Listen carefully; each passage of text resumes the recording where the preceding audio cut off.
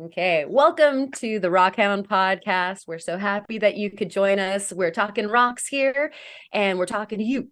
Yeah, we're talking to you. And we've got a beloved member of the podcast community, or rather the Rockhound and YouTube community. You probably know about his channel. And he collects an array of fantastic rocks, minerals, and fossils. I could go on, but I won't. So I'll let him introduce himself. And you are?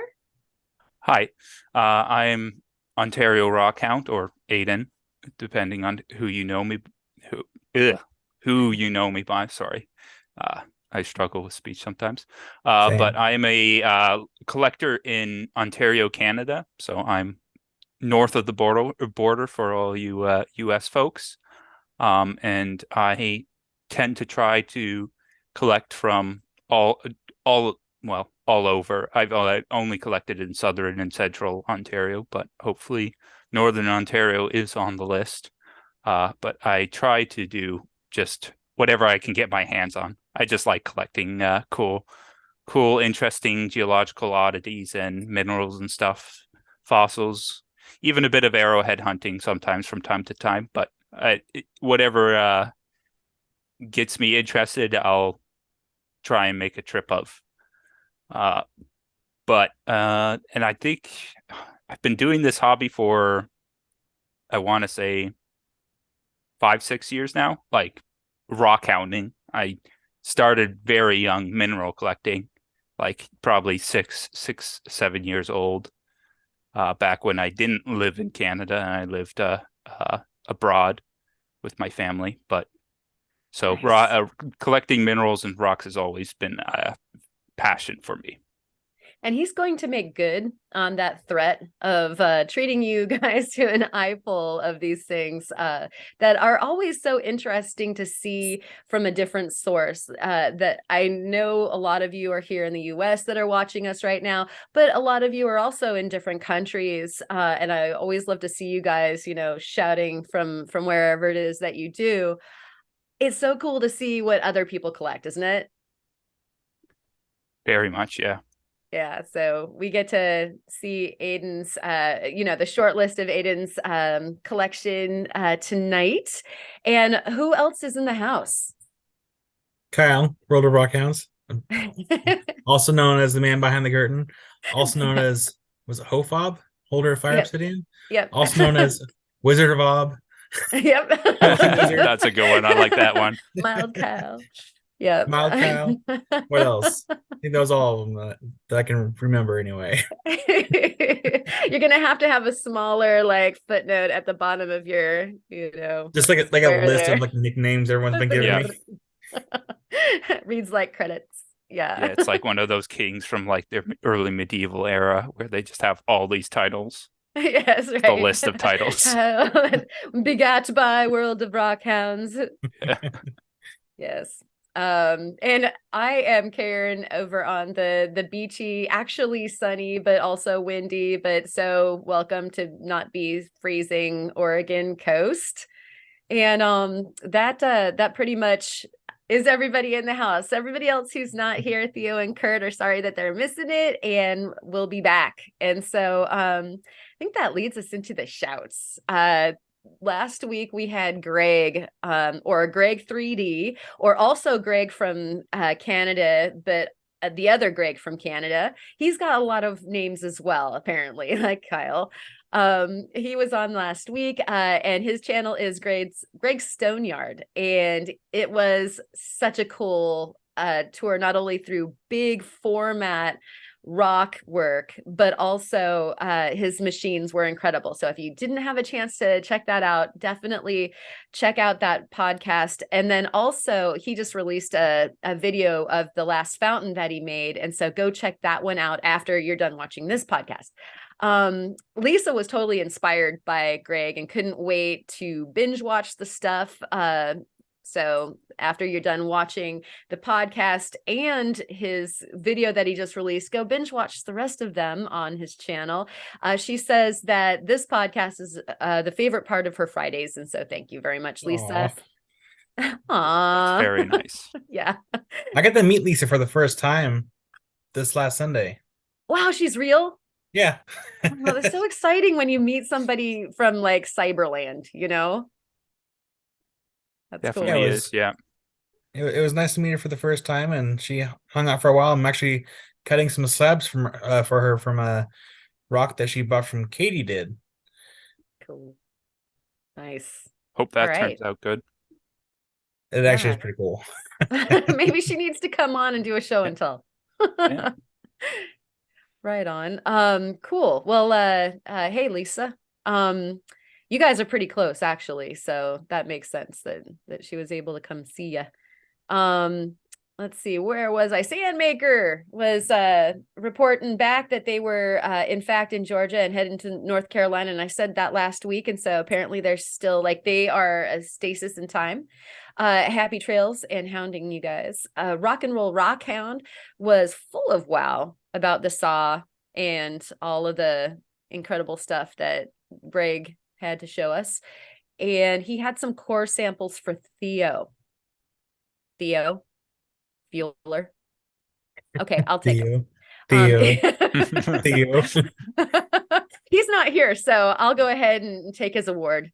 And some jade also apparently he has for you. So Theo, you better get in touch with him. And let's see, Dustin made the keen observation that there was Missouri Druzy in the podcast, and that was behind my jewelry, which probably nobody saw because of the Missouri Druzy, because it is a showstopper for sure. So pretty. And he was also reminded about the megaliths with Greg's artwork. You know, it definitely felt like 2001, and you could picture some chimps dancing with weapons around it. But so he was definitely impressed, and it sounds like those guys all need to get locked into Lisa's warehouse and make really big format dragon stone sculpture-y things. So we're loading up that warehouse, I think. Jan Ketsa, I hope I said that right, is commenting on how the drill cores would be the perfect size for creating bead pendants. And so I think Theo and Jan were both excited about the byproduct of Greg's sculptures. And she also was wondering if they made noise. And have you guys ever been to a sculpture garden that had those audio sculptures?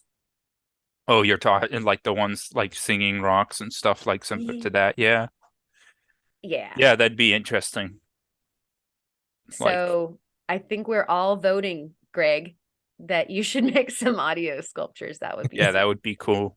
There's actually what is it? I remember seeing a video like last week on I think it was British Museum of these basically like what you would consider probably like the first instruments ever. And it's just like these rocks that have like good resonation that like megalithic people used as like a kind of like an instrument, which is always cool to see. Yeah.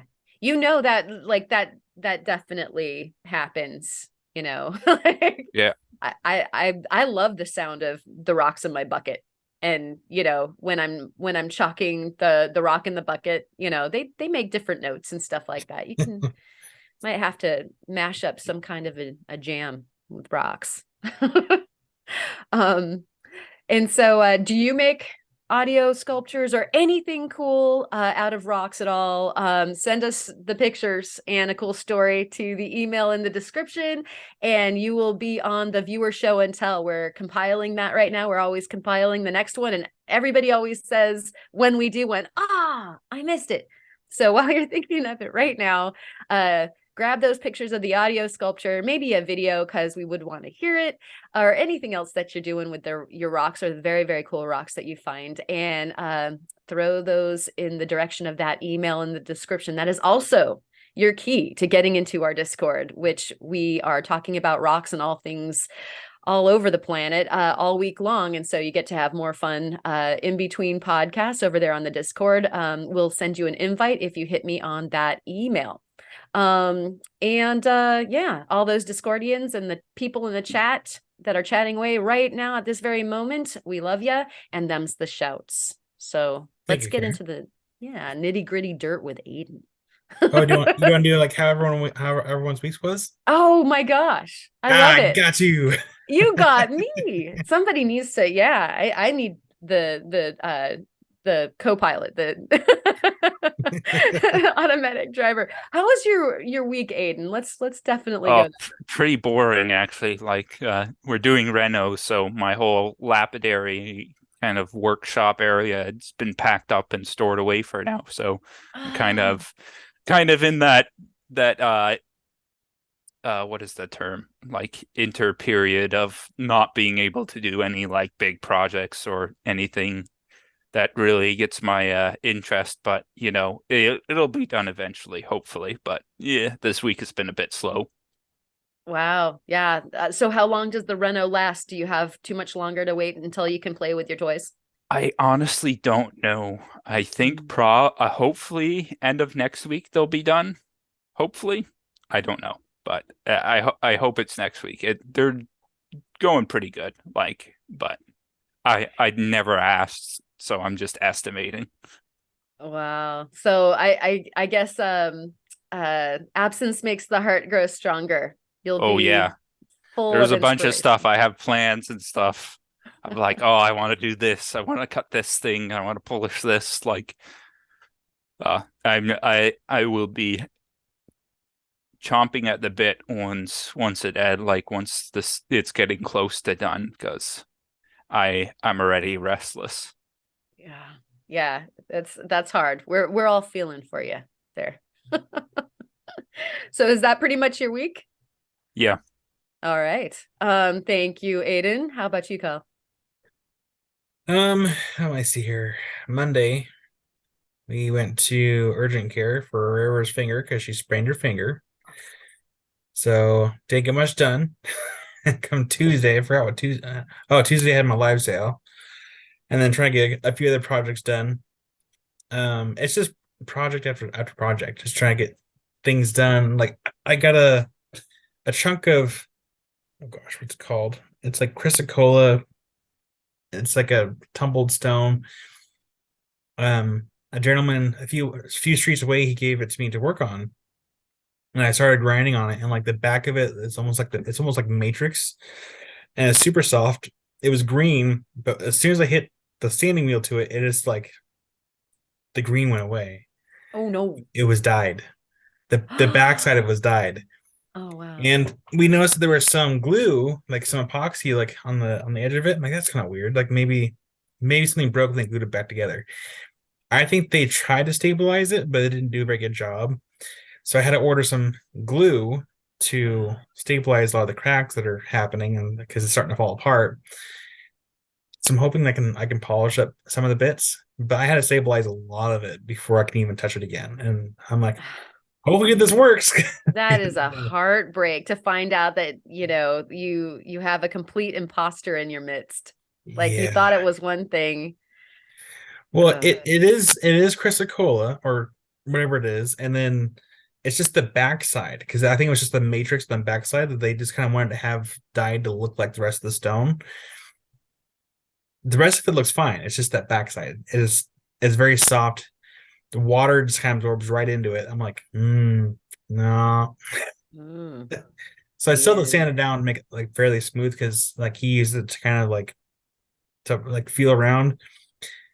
But yeah, that's something else. But on top of that, I'm polishing a few agates for him, and then I'm still working on a bunch of Kentucky agates, like really big ones.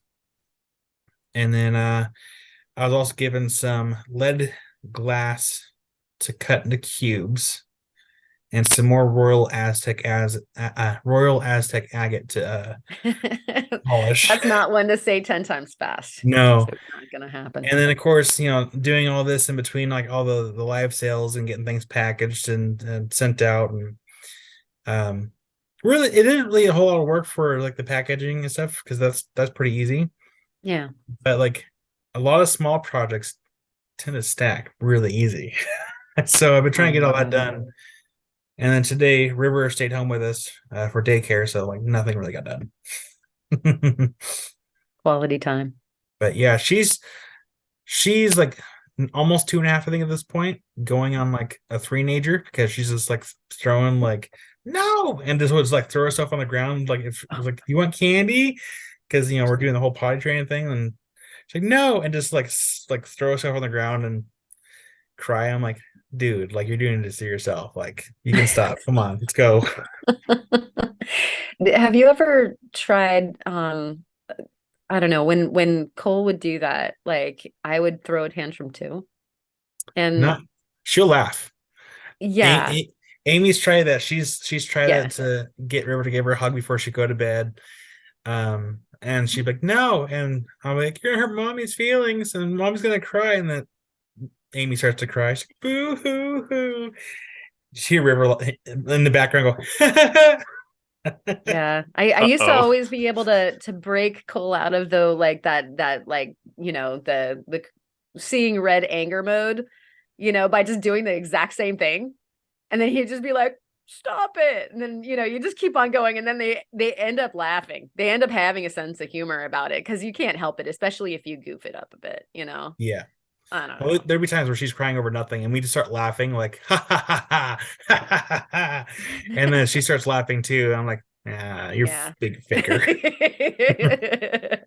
Now, who wants pudding? Yeah. Yeah, pretty much. But yeah, other than that, my week's been like productive, but yet unproductive at the same time.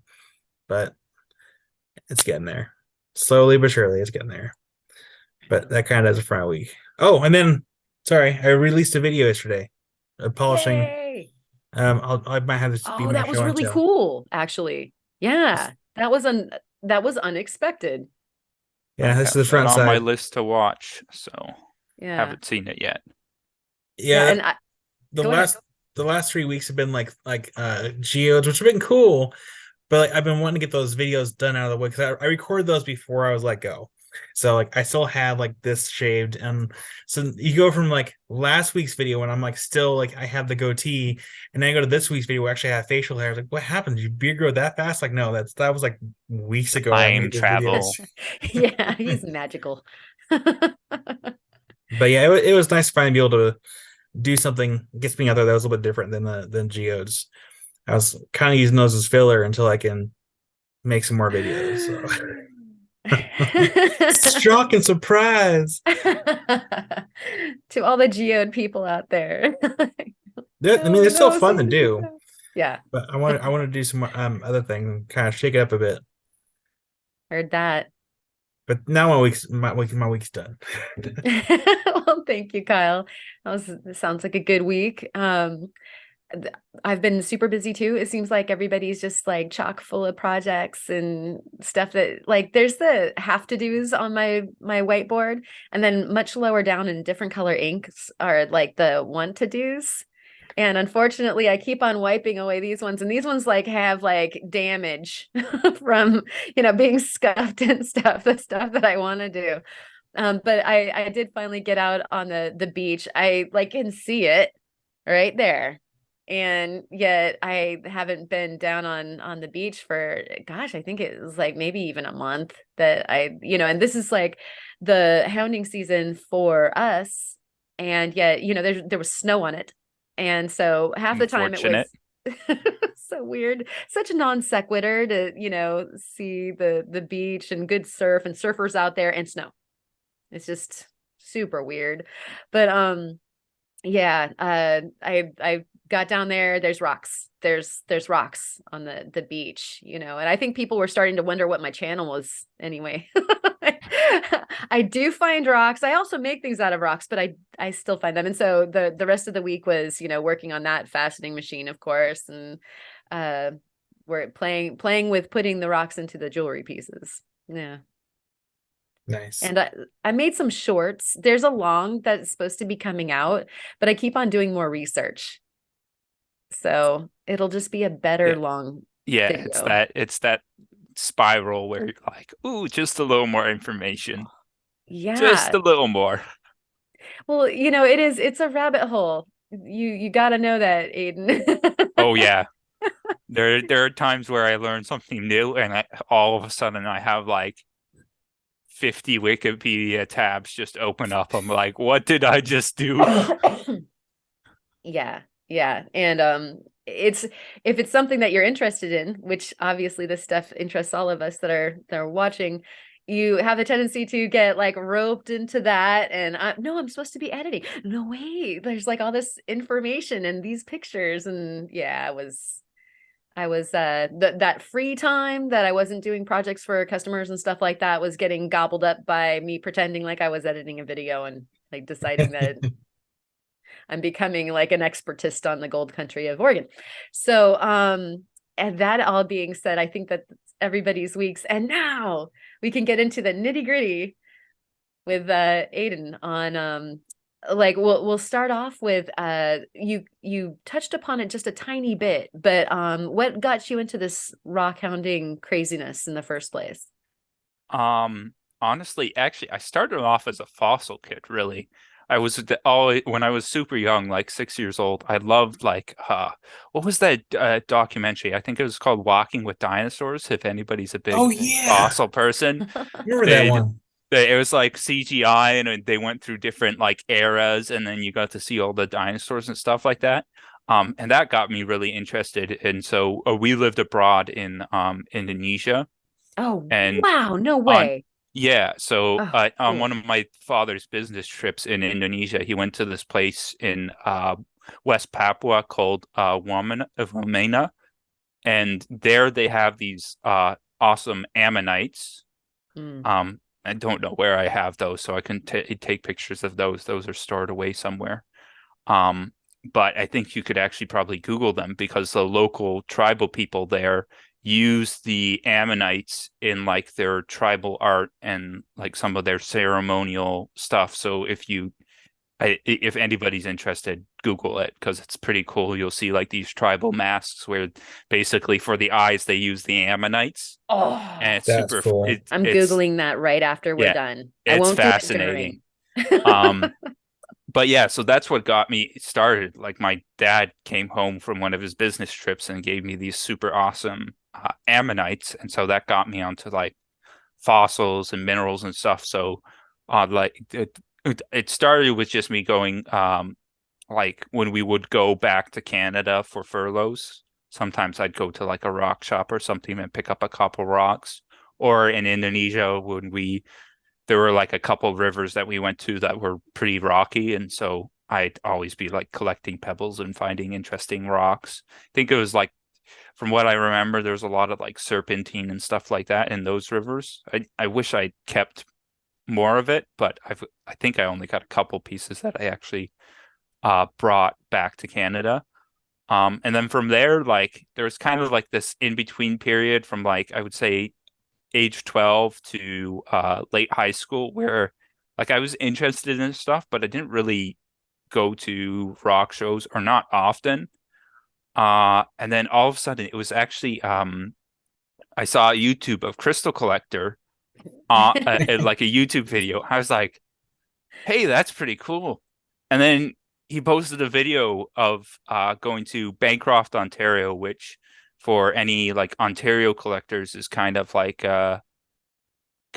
the center point for Central Ontario mineral collecting. Some of like the more like serious collectors don't like it because it's kind of like considered the touristy rock hounding area. I still love it. It's got some cool spots that I still enjoy going to. But I saw a video of him going there. I'm like, wait a second. Like we go cottaging up in that area. That's like only like an hour drive from where we are. Like cottaging usually, it's like maybe I can convince. Like I was still in high school, so maybe I can convince my father to like go on a trip with me to one of these spots because he was also kind of interested in rocks and stuff. I think he did his like masters in geology and stuff like that, or geography. So he's always also kind of shared the same interest. And so I managed to convince him. And so we went to this place called Tight Night Hill, uh, and we had a blast. So I was like, man, what else can I do? So I did a lot more researching, and then the next year I did more of the next year we went cottaging. I did a couple more trips, and I believe that that year there was road cut that got cleared, like blasted, so they widened the road because up in central Ontario, the bedrock is really, really like the soil there is really shallow, so you're really close to the bedrock. So for roads, they often have to blast basically through the bedrock. And like if you're ever there, you'll see like these amazing road cuts where you'll basically go through this giant stone hill. And so on both sides, you'll have like some awesome like granite formations or nice or something. Depends on where you are. You have to be a geologist or a rock hound to get like fantastic road cuts or oh yeah, yeah. beautiful road Whenever cuts. we go up, I'm like, ooh, that's nice. Ooh, that one looks like it has like a pegmatite going through it, or that one has like a scarn going through it. Like I see that vein of calcite. That would be a good sign.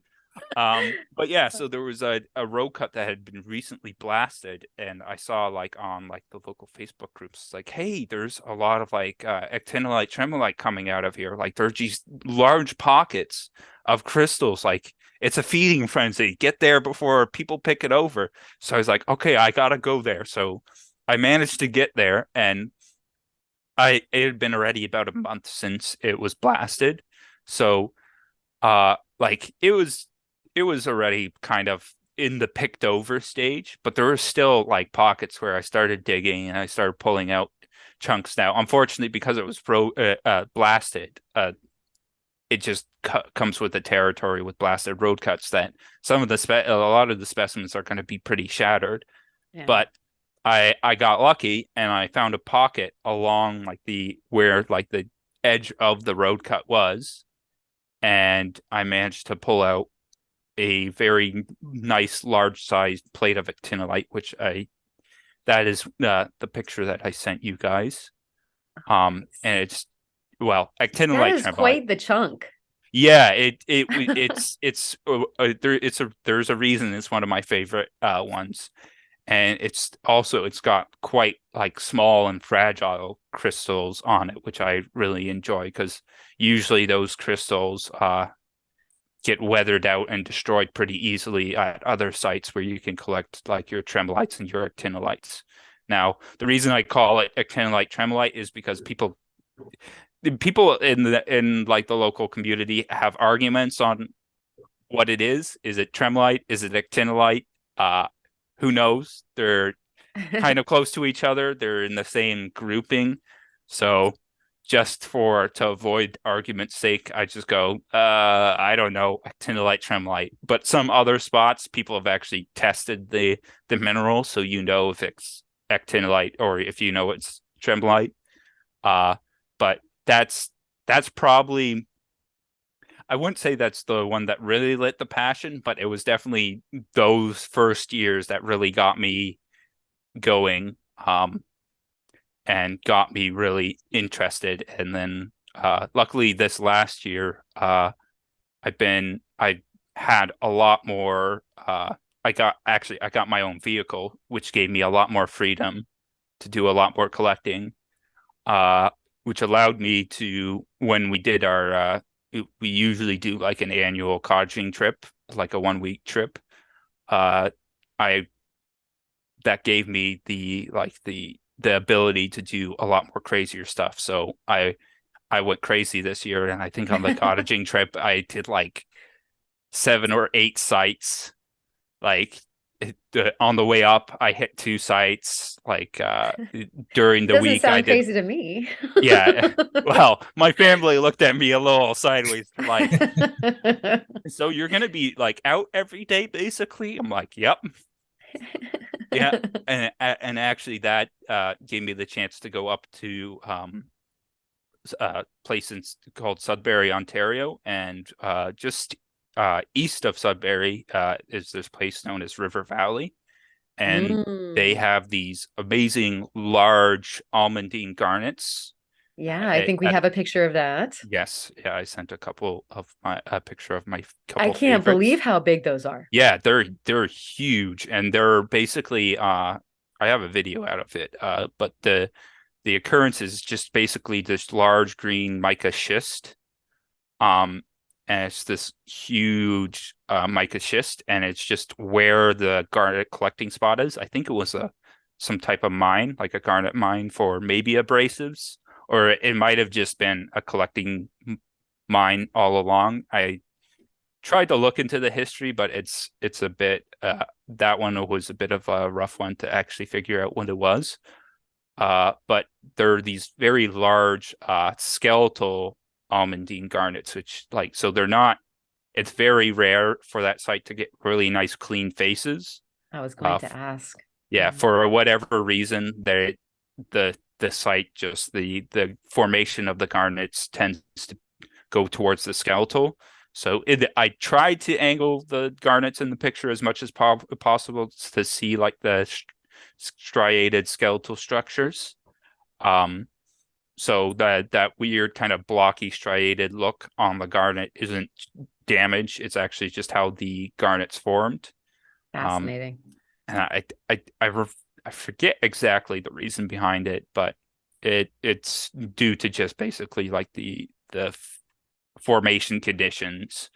There are like specific formation conditions that occur that cause the skeletal formation. Though in some cases, I think it can actually happen after the fact with certain minerals, where basically the minerals get etched by acidic water or some other chemical like solution to create that skeletal look. Neat. So are any of those gem grade? No, unfortunately, because of how they formed, they're quite they're quite opaque. Mm-hmm. Like they don't really I have one probably the size of about a decent size pebble sized one that's nice and it has sharp faces, but even that one, just the form how it formed, there's too many little imperfections in the actual garnet for it to be gem grade, which is unfortunate. Maybe you could get some of the really tiny ones, but then at that point, you're making not even 0.1 carat size stones with that. Yikes. So yeah, it's probably not why... worth it. It's not worth the effort, I would say. That's why you have access. Yeah. I'm imagining. Yeah.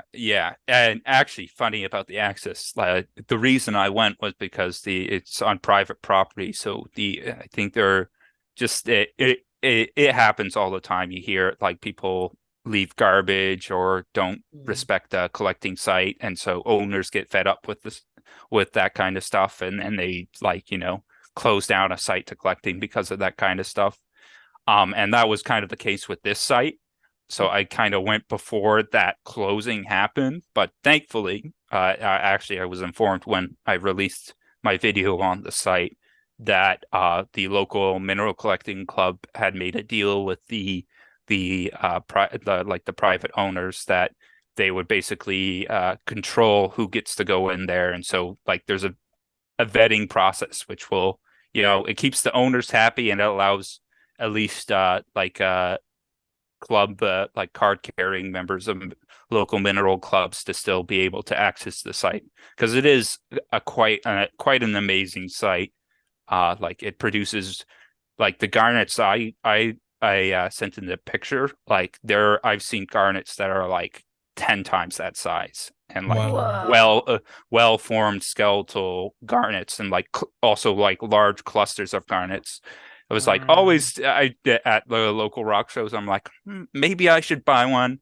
It's but I think I'm gonna go this year. And then finally, this year, I was okay, there's rumors that they're probably going to be closing down soon. I need to go before they close down. So that was just a kind of right place, right time kind of situation with that site. Oh, that's so cool that you were able to slide in and be able to do that.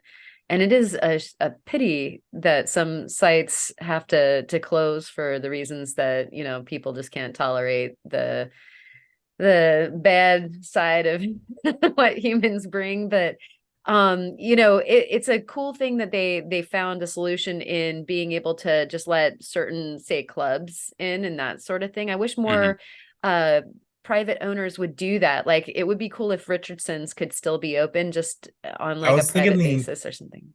I seen the same thing like while he was talking, like, man, Oh. Razzie or Richardson, they should just allow certain, like, either allow clubs in during certain times of the year or like only have like dedicated like date times throughout the entire year. Yeah, like oh, I'm sorry. No, you can go. I was just gonna say, in Madras each year there's a powwow, it is the powwow in Madras, isn't it? Anyways, there's a powwow, and they take tours. Richardson's, if you didn't know, Aiden, is a place where you could go and mine some of the best thunder eggs that are available. I've got a arguably. couple slices from Richardson in my collection. Yeah, So actually, those came from my grandparents, actually, which is kind of interesting. They had a little raw collection from like their travels. Oh, that's so cool. Yeah. I mean, so everybody knows about Richardson's. And so it used to be everybody's bucket list, like in a literal 5-gallon bucket way to go there and mine your own, and have the experience of swinging that pickaxe and like pulling them out, and you can still do that with Polka Dot. You can go to Canyon Rim and, and Lucky Strike, kind of on again, off again. These are area mines that are, or, private places that have it. But it's that thing where these guys either they just can't tolerate having people come anymore or whatever. It's just not worth it. And so, gosh, get out there and do that stuff while you can, and like leave no trace and take some other people's stuff with you so that we don't get more places closed. Yeah, that's my one tip for every beginning rockhound is just bring a garbage bag with you, because there's always going to be garbage, and it's always just good to clean up the site after you leave, because a couple bad apples will just spoil the bunch in some cases. So it's just better to, leave a site nice and clean so that other people can enjoy it and that it doesn't, get on the bad side of the site owners. Yep. Yeah, and that includes like our BLM, our Bureau of Land Management. They kind of pull the plug on things too. Like if it's not working out, like you guys aren't cleaning up your muss, well, the gate's closed, and so yeah, that works for both public and private lands.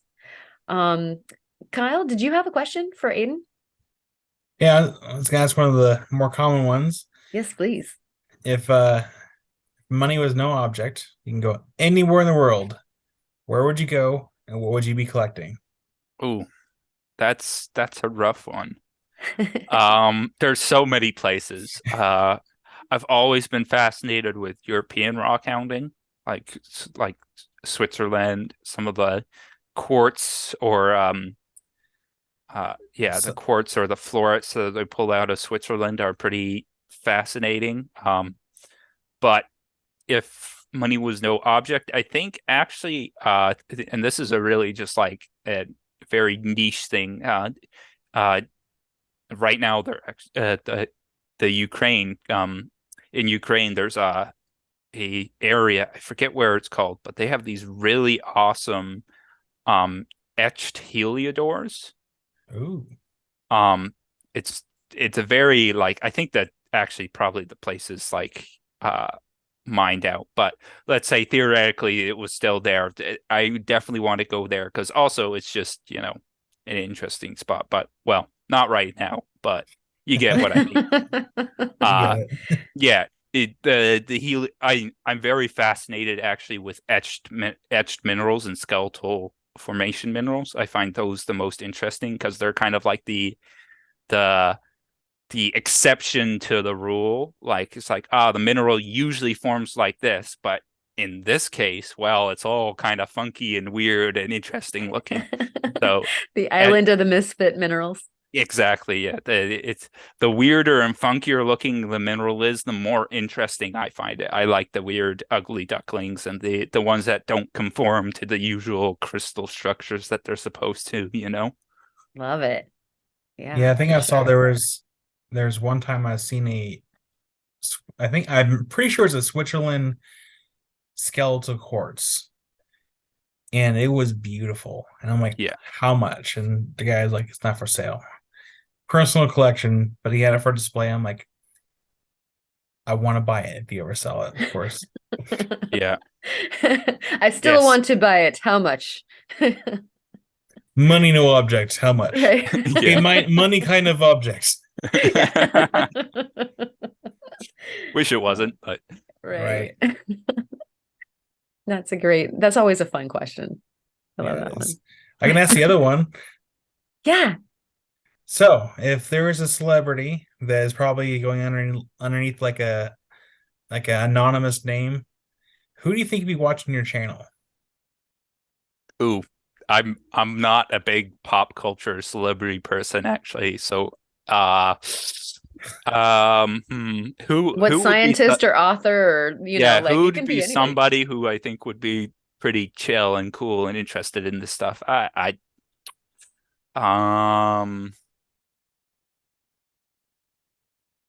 that's a hard one. I'd say like maybe like I could definitely see like Neil deGrasse Tyson or somebody like a person like that, you know, uh perusing the internet, looking at interesting niche kind of sciencey, geography, history I can see related that. channels because he always Also into seems to mutant minerals.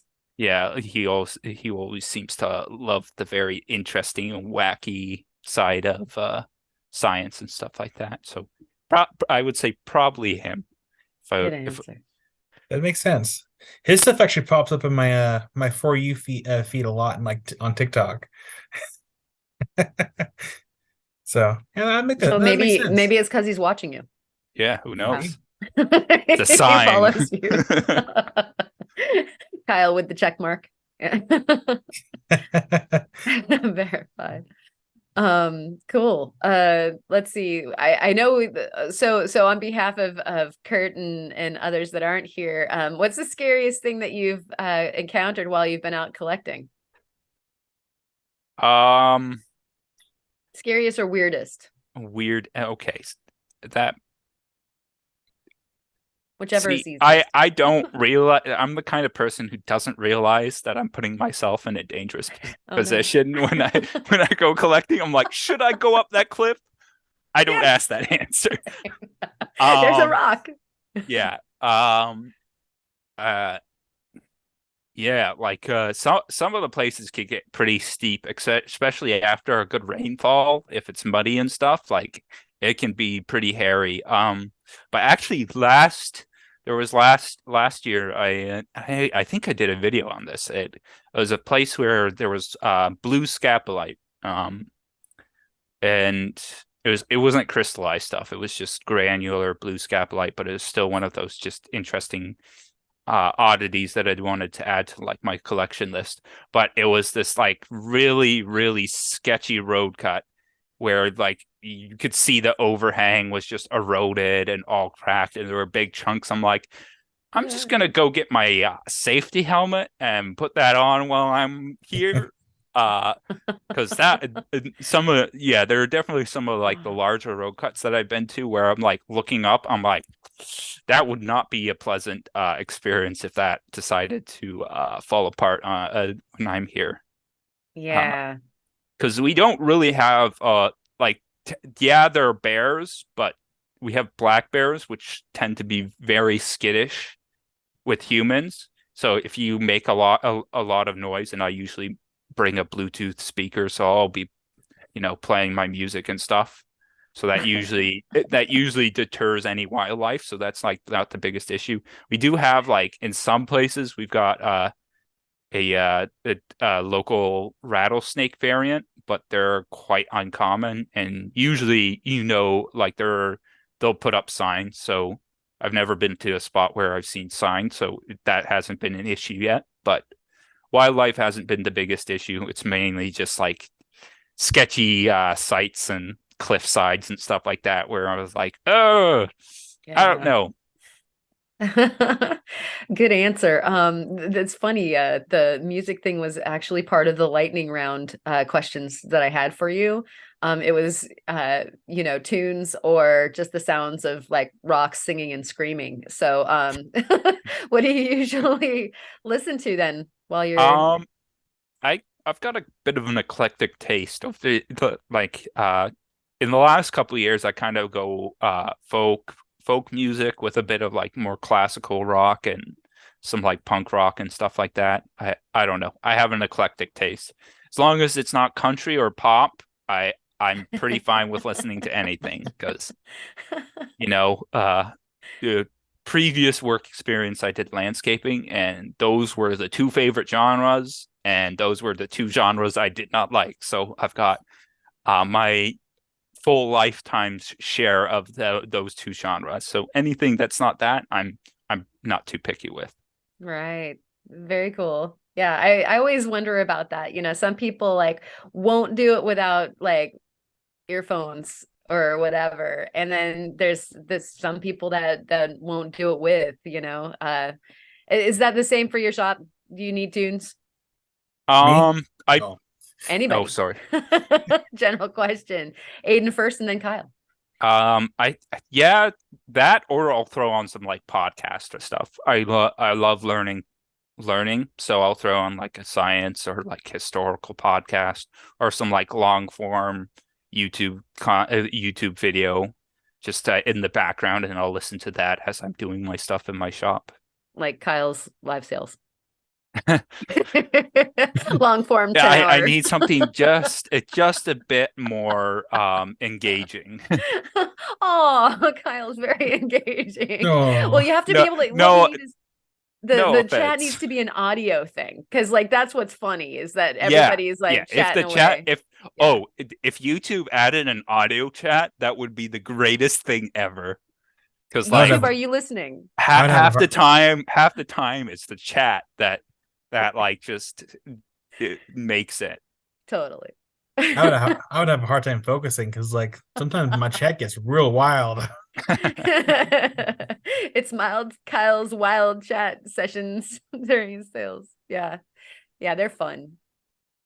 But yeah, Kyle, you listen to swing apparently, and what else? Yeah, it's like it's like an electro swing like playlist Yeah. on YouTube, but it all depends like what I'm doing. Like a lot of times, if I'm just packing orders, I'll just put on like Shire ambiance music. And so I just feel like I'm in the Shire, like I'm just packing orders. Like, hobbiting around. Like even right now, like I got a carpet for my shop, so like I'm not wearing shoes because I'm like I put there's a rule now, no shoes on this carpet. So like I have my sandals, and every time I leave like the carpet, slip right back into my sandals. Right before I get back on the carpet, I slip out of my sandals. Like try to keep this carpet as clean as I can. I was going to ask about that. That seems a bit of a carpet in a rock shop. That seems like it might cause some issues. Not necessarily. I keep things here fairly clean. He's a clean guy. Yeah, fair enough. Yeah, I have to remind myself sometimes. Like I'm like, okay, I got to vacuum now, because I also I sometimes do flint napping, and so that's definitely like okay. I've had it a couple times already where I've gotten like flakes stuck in my foot and stuff like that. Where actually once I was on a club mineral collecting trip, and then all of a sudden I'm like, I have this really bad pain in the heel of my foot. I'm like, what? I must have just like pulled pinched a nerve or something. And I went home and I looked at it. I'm like, wait a second. That looks like there's something in there. So like we took some tweezers and we pulled out like a sliver of obsidian from like a point that I had been making the day before. I'm like, it had been there the whole time and it had just been slowly digging its way in for the opportune time. It's like, so I always have to clean up after that kind of stuff because it can be dangerous. It's so sharp. It's surgically sharp. That's why you didn't feel it like insert itself. Oh yeah. Ugh. Yeah, there have been a couple of times where I've been flint napping, and then I'm like, why is there like red all over like my leather pads and stuff like that? Oh, I'm bleeding. Oops. Hofab, has this happened to you? Only time that I've been nicked with flying rock was it might have been when I was breaking up a concretion because I was using a hammer, and like when you're using a hammer long enough, like your skin gets like taut. It just gets like it's just tight. And eventually one of the pieces of the concretion broke. And Oof. but nothing with obsidian. Like I've What? shaved my That is face with obsidian. surprising. I know. I've cut myself with obsidian, and I don't work with it as much as you do, Kyle. I bet. Yeah, no, I've even shaved myself with obsidian and like didn't cut myself. Everyone else was like screaming at me, "What are you doing?" Right? Like, I need to know. Actually, Don't I do have it. been tempted. I'm like, how sharp really is it? So I mean, I'm sure you probably know, but it definitely depends on the obsidian. The more Yep. clear it is, the more sharp it will be, but the more Oh, yeah. opaque it is, like the more brittle and like jagged it'll be. Yeah, I had some pretty nice stuff I picked up from a rock shop it was the rock shop that I mentioned before in the before the this podcast started, but he had some nice tri-flow obsidian, some like nice clean tri-flow flow obsidian. So I turned into a couple points, and some of that stuff was like you'd hold it up to the light and it was basically just like see-through. Mm. And I even had one piece. I didn't know what it was until I saw your video, Kyle, on red ribbon obsidian. Oh, I was nice. like, I've been turning this into arrowheads. I'm like, maybe I should just keep a couple pieces off to the side to like do some lapidary work with. Well, like even one of the pieces that I shaved with, like, because I was sitting there just pretty much like, I think it's called Spalding. I'm just like breaking pieces off, trying to find a nice, sharp, like very thin piece. And one of the pieces actually ended up being fire obsidian. I'm like, oh, oops. Oh. See, You and your Midas touch with fire obsidian. Yeah. I mean, you like randomly got that rock out of the pile, and it turns out to be fire for the bidding. Yeah, I'm like, yeah. Oh well. Unfortunate. I almost went to my personal bucket to grab like a small piece put for bidding, but I couldn't do it. Like I got in the bucket, I took one out, and like didn't even need a light. And I tell you, there's a good layer in there.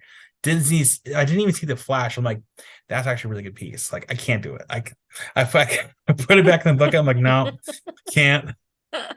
Yeah, I struggle with that sometimes when doing like mineral trades or like doing stuff for giveaways. I'm like, oh, that's a pretty cool piece. It's like, but I have the issue where I probably take too much home.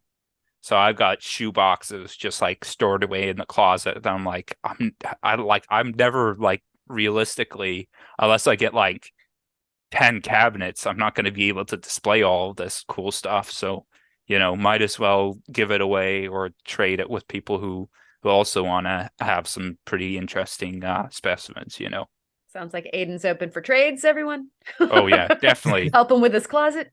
As long as I'm trying to keep my collection to kind of just Canada and then North America adjacent, kind of.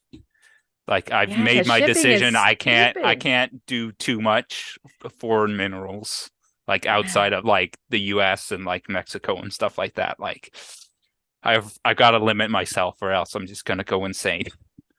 Yeah. Heard that. Right on. Well, we have something to celebrate with you.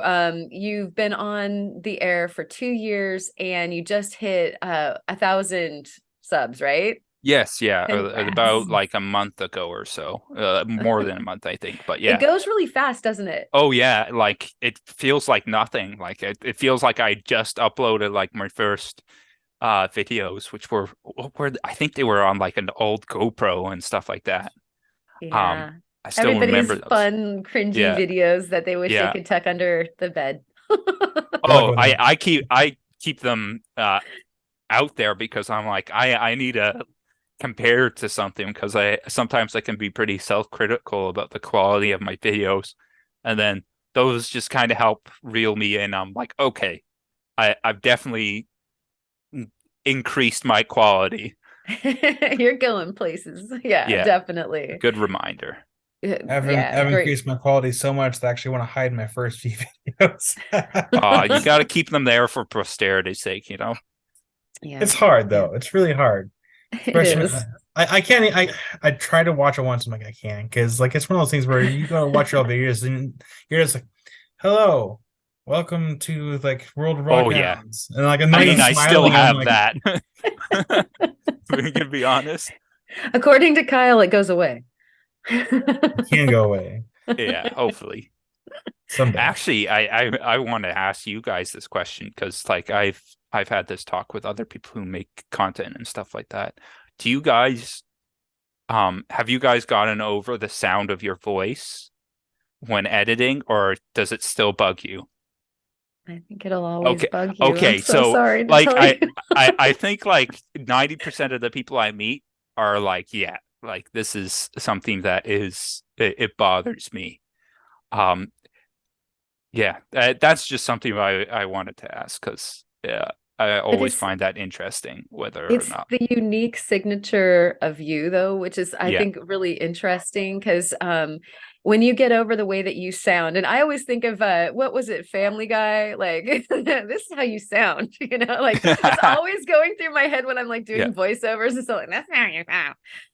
But after you like get your content out there, then what your voice sounds like is what people like, they start attaching that to all the other things they like about you. And you can't imagine it being any different. You wouldn't be you if you were like, didn't do this thing, that strange, murmur that you might have, or the way that you pronounce certain things. I think it's super endearing and it makes us not bots. We're human. Yeah. And it's cool. Yeah, it's always interesting. For the first couple of videos, really, I was like, that's how I sound. It's like, man, it's like and I mean, there's a whole sciencey reason why you sound different to yourself than how people hear you. Yeah, exactly. Yeah. It's reverberations and stuff like that.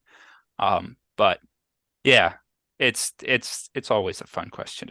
I like asking that question because everybody has an interesting answer. Usually it's I don't like the voice of my sound, but you get used to it still. So yeah, I think that it's what makes people cool to me, because I do the same thing as you as far as like listening to absolutely tonnage of hours while I'm faceting or while I'm making jewelry or cutting or whatever. I've got like either music or podcast content from people's channels just going in the background. And I love it. I love hearing like, oh, there's that, there's Montana Rock Mom, or, there's Theo's voice, or Kyle, or you, or, all this myriad of people.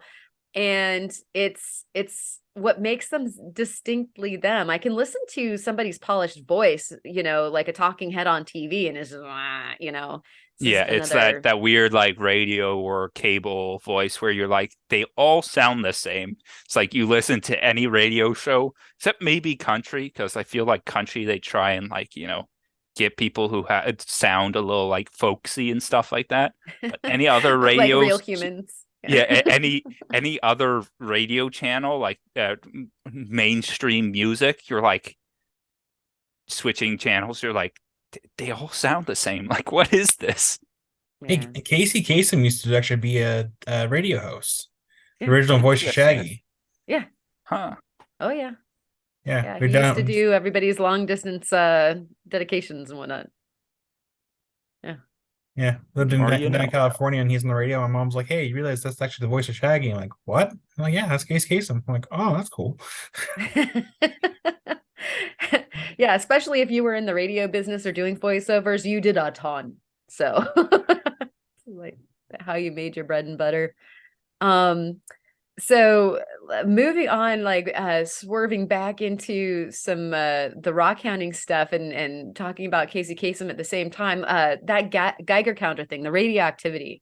Yes, yeah. That that was so cool to see. And I know that currently Rock Hounding has done some work with that as well. But I loved your video. And Kyle, that's right. You have like an old timey one, don't I you? think I remember that video. I got a free one. Well, I mean, this one was like, I think like $30 off on Amazon, which is why I picked it up in the first place. So Yeah, I It's still so need to get one all of it was those. time. I need to get one of Yeah. those little speakers that just twist on there, so like it can like I don't need the headphones, but Uh, like you can't beat free, like, and it Yeah. works. Yeah, Actually, that was it's a killer score. yeah, those like old timey ones are pretty sweet. Yeah. Yeah. it's somewhere And over there, so is it right up there? up in the top I think I corner over see there. it. Yeah, I can see it. No, it's like Shop way back in the tour. corner. The yellow you see is electrical wiring, but it's like tucked way back in the corner. This oh, is I thought that gray transport. box looked like it. No, Yeah, right. it's way back in the corner. So did when you got your Geiger counter, did you just like need to like hold it over everything? Like were you just like, okay, everything's hot in my house or not? I already know there are hot things in my house. Like for example, for those who don't know, like your classic fire detector, I think has like what is it, Americanium or something like that in there. Some kind of radioactive element in there. Usually it'll say if it does have it, it'll be It like, looks like hey, this. Oh, yes, look at yes, him. there we go. Yeah. Boom. They're So little I already buttons. knew. Yeah, I already knew that, and like I was more interested in my rocks, so I like got right away to like the rocks. I'm like, okay, I know this stuff came from or has radioactive minerals. Like I know these are radioactive, or I know this stuff came from a mine that technically the reason they mined there was like for one of the radioactive minerals there. So I just started testing everything, and yeah, it was just a fun thing because eventually my plan is to create something called a cloud chamber, which is Oh yeah.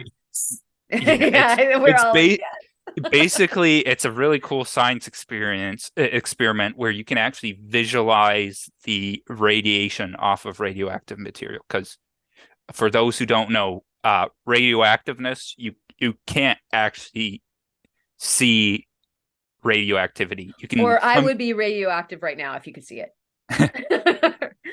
yeah.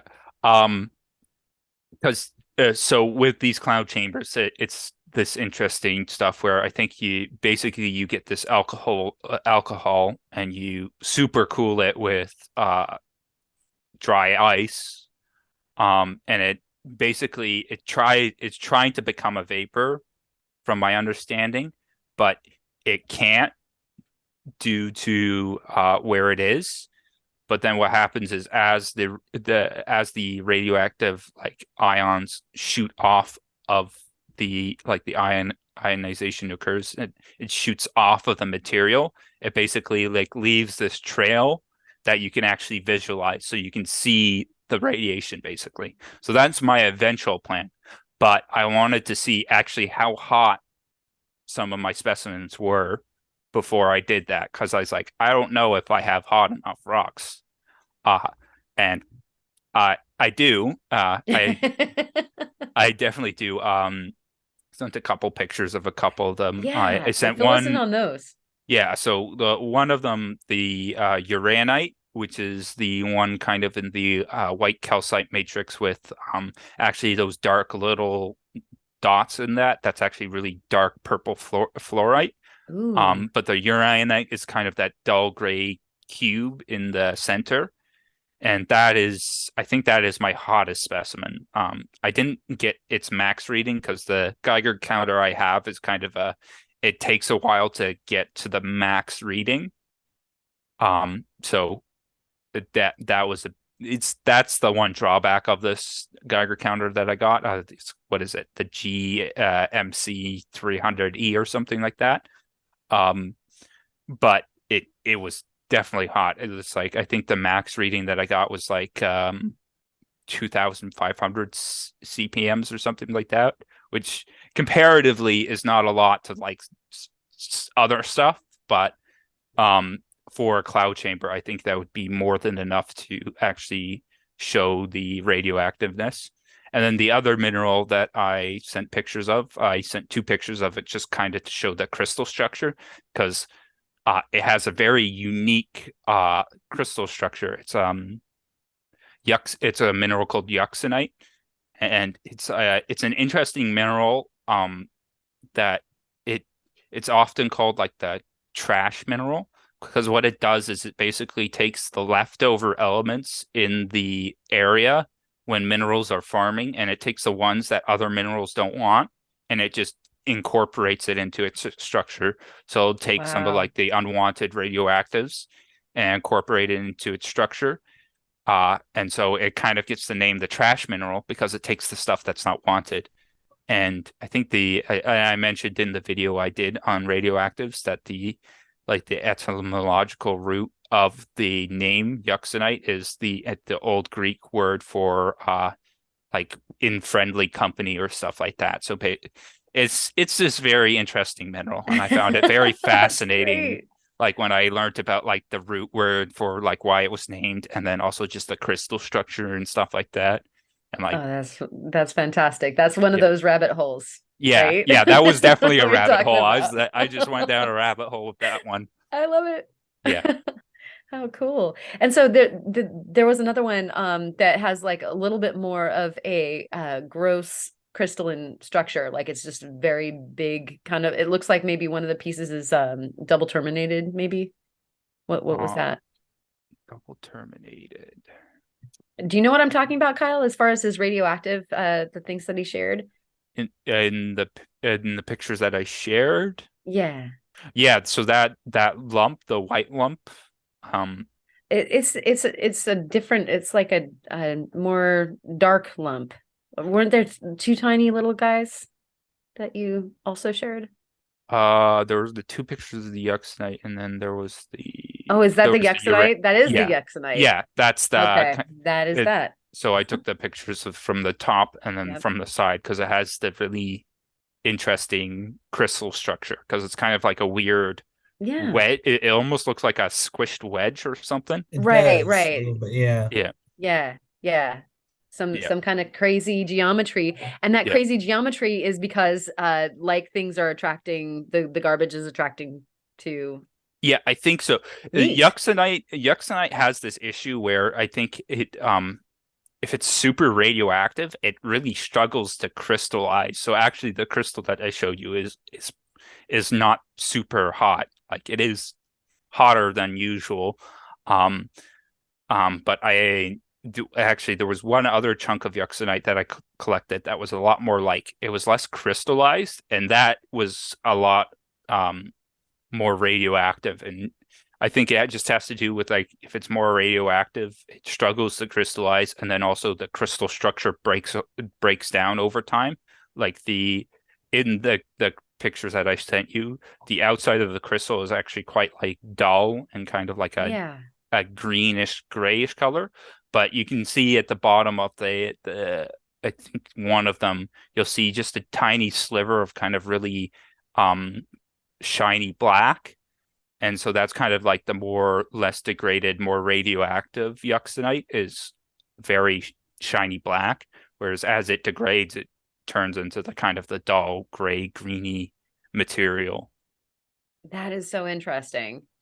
And you actually brought up in another video another mineral, the marcasite, right? Yes.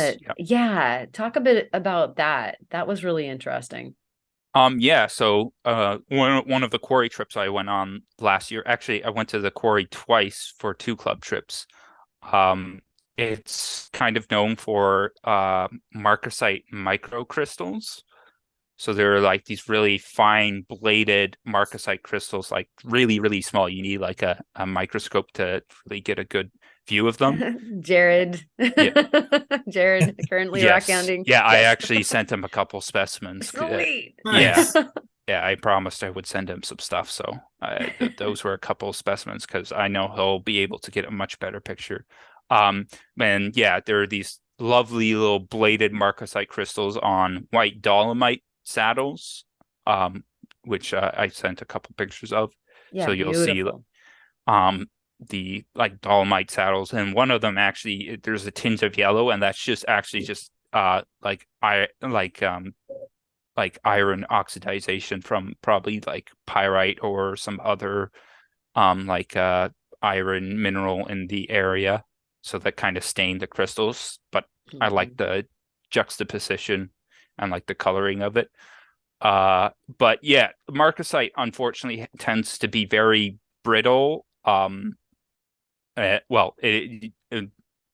If you look at marcasite and compare it to pyrite and marcasite are, what I understand, the same mineral. It's just the crystal structure is different, and marcasite is a lot more fragile and brittle. And Yeah, it's like that, flaky. yes, and Yeah. that also leads to the issue. So pyrite has this thing called pyrite rot, or what's the other term? I mainly know it as pyrite rot. And since marcasite is also technically pyrite, but it's also much more brittle, it's a lot more susceptible to pyrite rot, which is basically just this reaction that occurs when pyrite or marcasite is in the presence of high moisture. And in my area, especially during the summertime, it gets quite moist. So it can be an issue storing marcasite specimens. They'll become quite crumbly pretty quickly. Uh-huh. And so there was actually an old timer collector in the area who's actually a geochemist. So this is probably the reason he came up with this idea. Is he said he used some of his geochemistry knowledge to kind of figure this out. He figured out a process where you can take the marcasite and at least try and stabilize it. Now, there's an issue if the marcasite is kind of too far gone, and I think I sent a picture of a marcasite Yeah. sample. I forget where I got it from. I think it's from the state somewhere. I want to say Pennsylvania, maybe.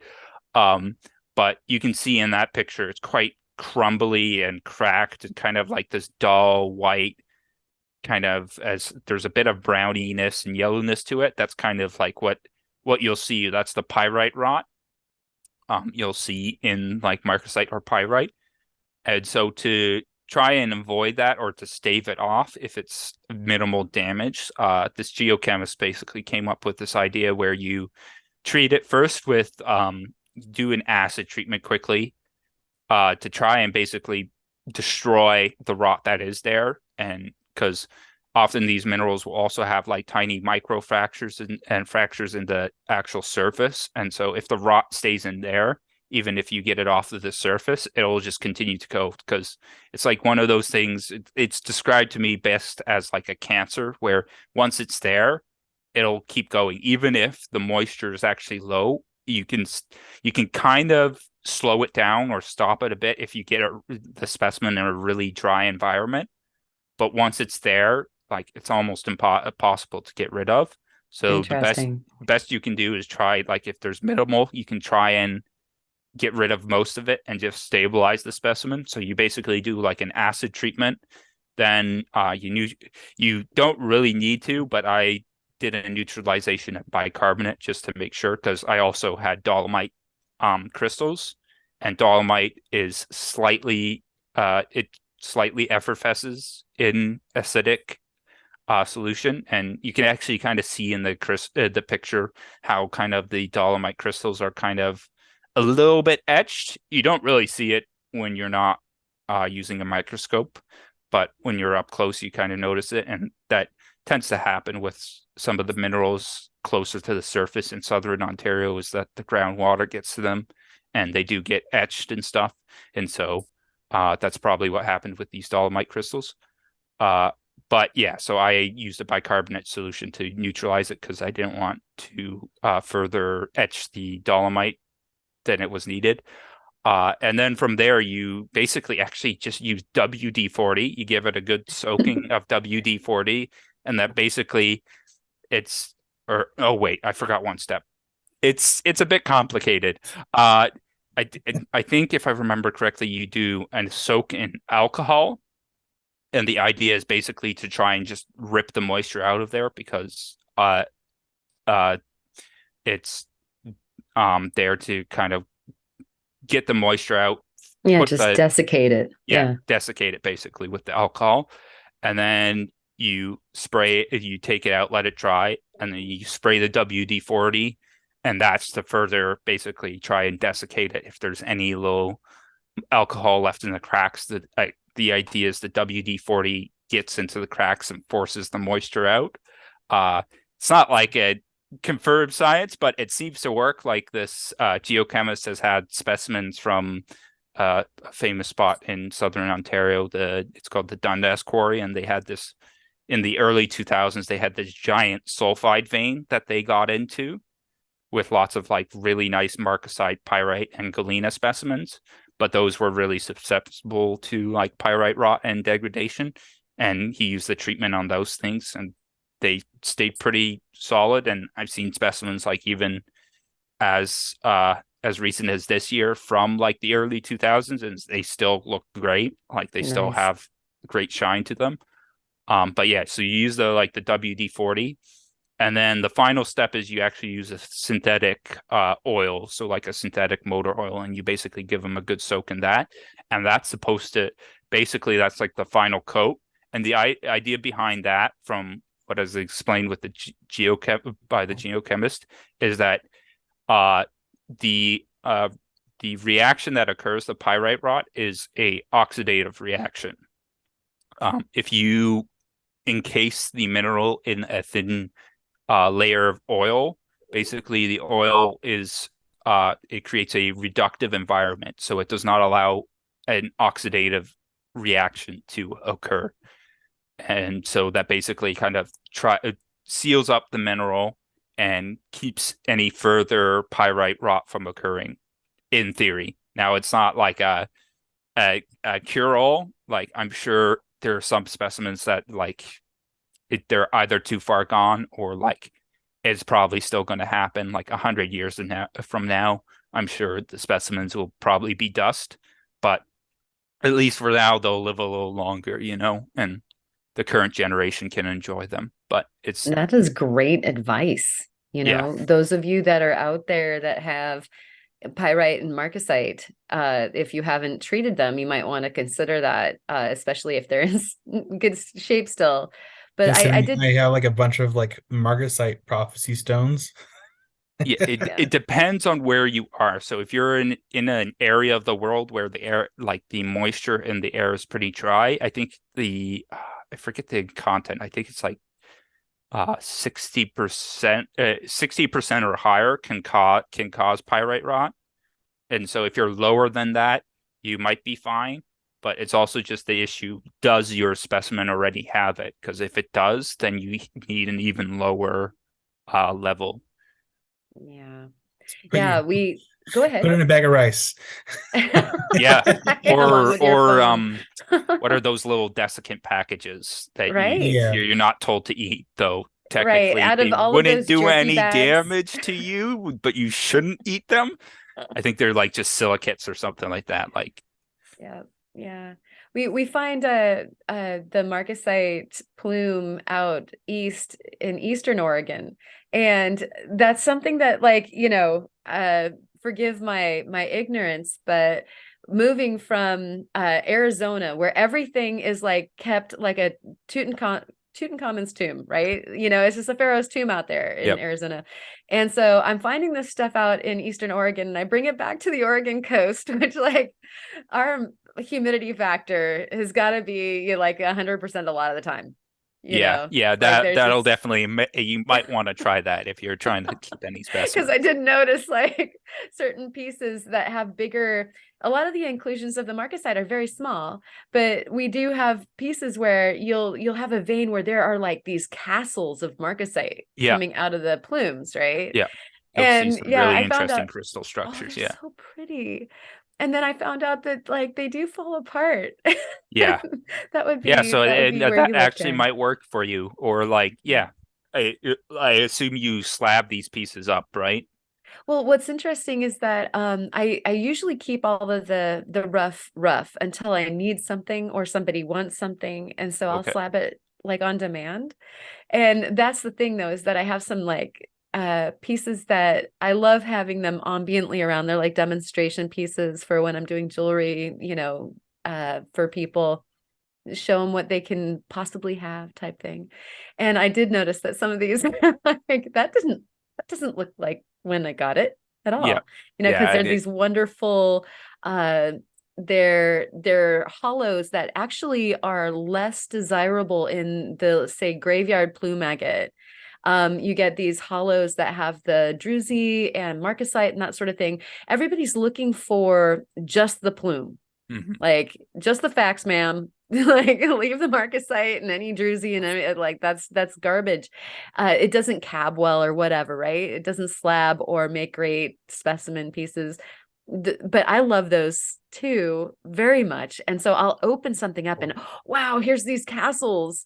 And then like later I come back to that piece and I'm like, why did I like this piece so much? Yeah. It's like, they're gone. Oh, that looks a little crumbly. It's like, what? They're gone. What happened there? Yeah. Yeah. Aiden, yeah, you the saved Oregon the rest coast. of my collection. Yeah, the Oregon coast probably not a good place to have marcasite. No. Between the like literal, salt lick in the air and then fog, like 100% humidity for a lot of the year. Like it's just awful. But I think that's really funny. Like, that was a serious aha moment for me. Yeah, those are always interesting where they're like, wait a second, that makes so much sense. That explains so much. And Right. most of the times when I have those aha moments, it's like, I don't know what this is. And then somebody does a video on it. I'm like, I know what this is now. That's pretty cool. Yeah. It's so helpful to have, all these different boots on the ground, like I was saying earlier about, seeing stuff from where other people find it, other people's experiences with some of the same stuff. Yeah. Yeah, it's always fascinating to see. Oh yeah. Kyle, do you have more questions? I would say, can we go? We prior to go to show and tell. Right on. Let's do it. So Aiden, shows and tells. What have you got for us? Actually, I got like three actually separate mineral specimens. They're all thought I'd show people a bit of like the Southern Ontario specimens that you could get that are interesting and kind of a little bit behind them and why they formed. So I've got a nice little like sugary druzy plate of quartz that formed in basically the edge of a cavity, which used to be what used to be a big stromatolite, Wow. which for those who don't know is like this archaic colony of, it's not exactly bacteria, but it's kind of close to bacteria. And in this area, in southern Ontario, we have sedimentary like dolomitic limestone. So it used to be ancient seafloor. So we'd have these stromatolites, and they got covered up along with all the other sea life there. And they often form a lot of the cavities where we'll find the minerals in southern Ontario. And so the next one is actually just a thin pocket of what is dolomite and yellow dogtooth crystal. And then you'll see like the kind of the bulb at the top, and that's the rest of the fossilized stromatolite. Wow. And then the third one is two pictures. I have the front and the back so that you can kind of see it's a large lump of gypsum / selenite. The outer edges are more of the a traditional gypsum, where the inside is more of a selenite. It's actually been etched, which is kind of why I've kept it, because I love that kind of stuff. But on the back side, you can actually see kind of like the wavy ripples on it. And that's the imprint left from the stromatolite. So it left its cavity, and those waves are basically the outside of the stromatolite. So those are like just imagine the layers of the bacteria as the colony grew. Like a trace fossil. Yeah. So it's a trace fossil. So the cavity got filled in with the gypsum over it at a certain time. And it basically left the imprint of the stromatolite on the back.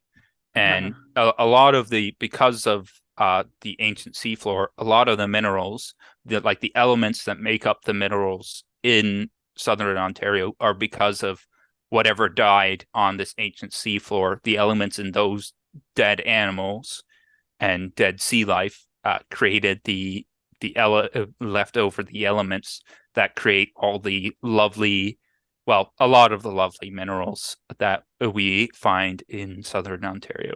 So I thought I'd show So cool. those 3 specimens. Yeah, super ancient. And do you have more shows and tells? I guess actually, yeah, I do have. I didn't get to cover it. It was one of my other favorite specimens that I've collected. And it's something known as peristerite, which if somebody looks at it, they'll be like, that kind of looks like labradorite, and you're actually kind of correct because it is a feldspar specimen, and it is somewhat related to labradorite. They're kind of on the if you've ever seen like the triangle where they have like the different feldspars, like the albite and there's a northite at the bottom, there's albite on the other side, and then there's another one at the top, which I forget. We're mainly interested in the bottom ones because both feldspar and both labradorite and peristerite are a combination of anorthite and albite feldspar, and it's just the percentages that make them what they are and give them their different colorations and stuff like that. So labradorite, if I remember correctly, is closer to 50-50, whereas with peristerite, there's a lot less anorthite in it and a lot more albite in it. And so instead of it having like the multicolored shine that labradorite would have, it only has kind of like the blues and the silvers. Which is okay. Yeah, which is fine because it actually sometimes it gets mistaken for moonstone, which is its own separate. Yeah, it's its own separate thing. Because peristerite can have like the silver argillescence. I think it's called argillescence that moonstone has, kind of like that silver hue, or moonstone I think even can have a blue hue as well, if I remember correctly. But yeah, so sometimes it gets mistaken for moonstone. It's its own thing. It's a common mistake. And sometimes actually people just misread the name when I talk about it, and they're like, Petersite? That doesn't look like Petersite. I'm like, close enough. Well, like it's I could see the semblance in the actual structure of the name, but yeah, that was Does it behave? Does it behave like labradorite, or like, where does it come in? Yeah, it's the place that I've collected most of my stuff from. Yeah, it's on certain planes that you'll get that shine, and so you have to angle it sometimes. The issue with the area I got them from is the stuff can be quite fractured, and so that can cause issues when you're trying to polish it. The picture that I sent you guys and that you'll throw up on the podcast, that's of the largest kind of cleavaged chunk that I found that had a nice face, where the actual like schiller and argillescence that it creates came off nicely, and you didn't have to like angle it weirdly where you're basically like looking at it like head on to see like the color. Like some of those pieces are a bit annoying, but sometimes you get lucky and you get one where you're like looking directly at it and you're like, oh, there we go. It's a good specimen. It's beautiful stuff. All right, so is that all the shows and tells, Aiden? I believe so. Yeah. Nice, fantastic. Thank you so much for sharing those. Yes, thank you. Kyle, do you have some? I just have one itty bitty tiny itty little hole, but it's so worth it. I guess technically I have two, but I'll grab both of them. Hang on. My legs. Oh. Yeah, I was, as soon as I saw that specimen that you shared, I was like, I wonder how that works. You know, I've been working with the sunstones, which are also feldspar, and they are finicky. Oh yeah, they're like the planes of color are the planes of color, and you can't change them. You just have to work with them. And sometimes you get lucky and they work really well, and sometimes they're like really weird. And actually, from this site, it's a little tangent. Sometimes there's actually there can be two planes where basically this plane will have like the blue and the silver, but then there's going to be a second plane that runs this way that's just silver, like the silver hue. And those pieces are really like funky and interesting. I'm like, I don't know why it does that, but it does. Wow. Very cool. Okay. All right, Kyle. Let's have a look at your wonderfulness. So I polished two what's called Colombianites, which are Colombian Tektite. There's still a discussion on whether it's considered a true Tektite or not. But I was gifted one during a live sale, and we cut it on the live sale. And so I polished one of those sides yesterday. And then I grabbed another one, just a little nugget here. Left one side natural. Of course, the camera here is not the best, but working with what I got since I don't have my camera. I got a new brand new camera that I want to try to use as like my laptop camera, because that's what Greg used last week and looked so nice. But this little one, it's the other side, it's all polished up. I won't be able to get it here on camera. I got a little bit on the video posted yesterday, but it had almost like a hint of rainbow in it. Oh wow! And I was not expecting that at all. Yeah, I'm not gonna be able to get that on camera. But I think you tried to capture that on your video, yeah? I tried. Yeah. And it was very subtle. It's like, oh, that's kind of cool. And so I tried to pick a favorite. I couldn't pick a favorite because they both have something unique going on with them. But this is the other one. This is the non-polished side. So it looks very dull. I don't think anything of it. It's just a little lumpy piece of glass. Aw.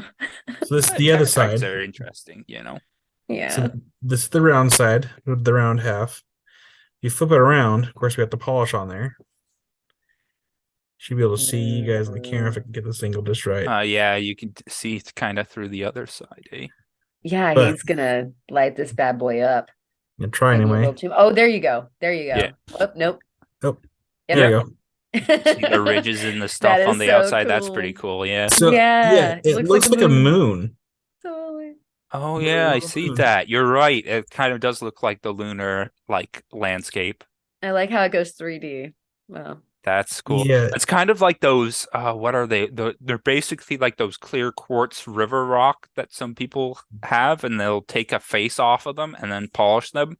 And so the outside's super beaten up and like roughed up, but then you got like the clear window and the inside, and you can kind of see like the interesting like little like outside bits and stuff like that. Yeah, the world that's kind of within from the relief side. Yeah. That's so cool. Yeah, it was unique. Figured I'd go ahead and give it a whirl. I think it worked. Yeah, I'm glad it worked. So I got a bunch of these, and I asked my friend if I can get some more for the live sales because I only have like small ones left, and like there is one really big one, but it's not super like clear quality. But I'm pretty happy with that because it's just super clear. This one piece is. It's neat. And I know everyone's like wanting me to polish the other side now. I'm like, I probably should.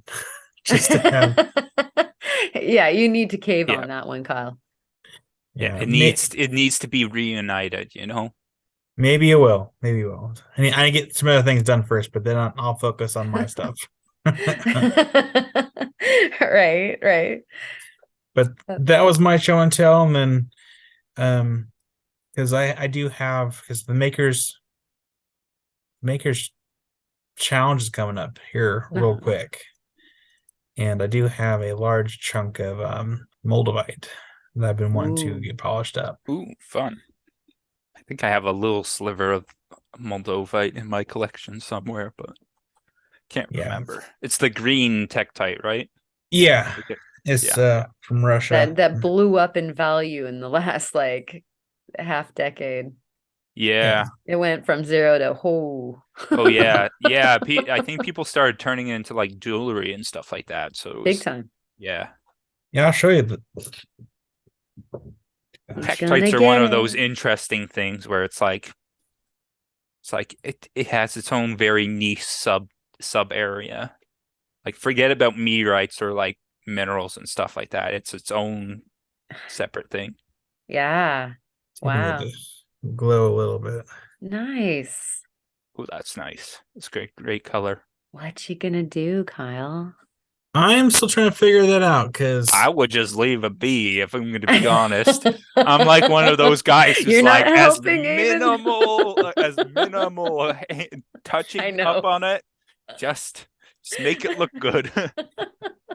well, I consider it be kind of fun because like they're considered like, they're part of a result of meteorite hitting the ground, and so I'm trying to figure out a way to incorporate like maybe a meteorite in there somehow, or even just like putting some fire obsidian in there. I don't know. Yeah, Would that be interesting? Like a meteorite inside a Tektite or something. I don't know what to do. Like, because technically this is a very expensive piece. I paid not near as much as as I should have for it. Because I think it sounds like you're gonna leave it there. Well, so I feel like to be fair, yeah, they're expensive. Yeah. I think it's like a lot of places charge like between like 40. Oh gosh, I think some places charge like $45 a gram, and that adds up really quick. Yeah. Yeah. Like, yeah, it's but they do make really neat carvings and stuff, and people are doing some very gorgeous work. I like your ideas of integrating some other kind of maybe cataclysmic or cosmic rock with it. That sounds neat. Yeah, I thought it'd be fun to do like a small chunk of meteorite followed by like a small slice of moldavite followed by like coprolite and then dinosaur bone. Whoa, oh my gosh, I love Extinction. it. Yeah, like an that's cool. De-evolution. Yeah. Well, I like these ideas very much. Go ahead. That was it. Looking forward to it. So that brings it to you, Karen. What do you got? All right. Well, like I was alluding to earlier, I did get a chance to get down on the beach finally. Oh my gosh, it was taunting me. But with the snow and inclement stuff, and then the happy problem of totally being busy and having lots of orders and stuff like that. That's always good. And so I usually go down to the beach, and I do not expect to find agates because that's not what I'm typically looking for. Leave the big agate hunting to the folks that live near the Yellowstone and stuff like that, because we don't get big agates at the beach. But they're fun. They're always fun to find. And so I did find some glowers. It was a good day. And what was really weird is usually when we have gravel on the beaches, there's other people there. And so you totally expect, like, they're also looking for the, this is considered like a good medium size, and you can see my fingers as far as like how big this is. This is not a big agate, like, Theo or Kate would probably not even pick this up, right? If they were on the Yellowstone. But this is like a medium to big agate on the coast, and that one glows yellow, and a lot of them glow yellow or just clear, and if we're lucky there's a carnelian, so it's red.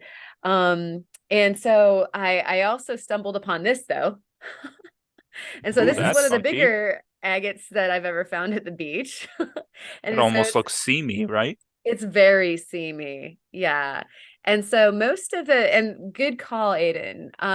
Most of the agates that we pick up on the beach are there because the basalt has released them, and they were vugs in the basalt that filled in. And so those bubbles, like the basalt lava bubbles, nice round little guys, so that's how you come back. This guy, right? And so it was just filling a vug. This definitely looking way more like a seam, and it's got sand in it still because of me just finding it today. But I don't know if you can see with the camera, but I did take a little video. There's fortification lines through there. And so it's definitely agate and not just, a quartz vein. But we have that happen a lot here too, where you've got the veins in between basalt runs and stuff like that. It's the Columbia River basalts mostly that come out here to the coast. And so you get some seams, but usually they're not this big. And so when I saw this, like sitting, we find a lot of styrofoam on the beach. And like you said about packing the trash, I'll go ahead and pack that. And I thought it was a piece of styrofoam. I literally went to go pick it up and thought I was gonna, just pick up something light. And I was like, wait, what? It's a rock? Good deeds being rewarded. I like that.